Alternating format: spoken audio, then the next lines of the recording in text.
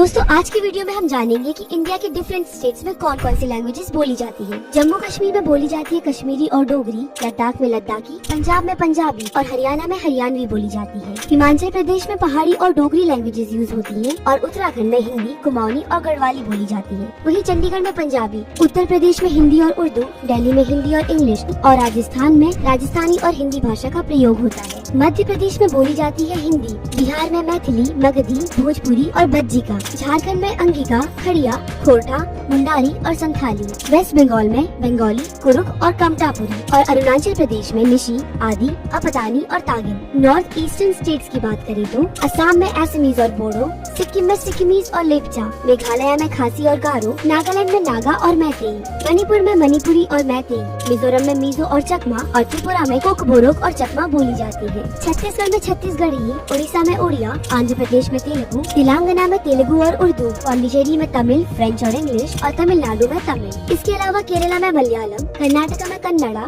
गोवा में कोंकणी और इंग्लिश, महाराष्ट्र में मराठी, गुजरात में गुजराती, अंडमान निकोबार में हिंदी और इंग्लिश और लक्षद्वीप में मलयालम और द्विवेदी बोली जाती है। तो दोस्तों आज की वीडियो के लिए इतना ही। Next video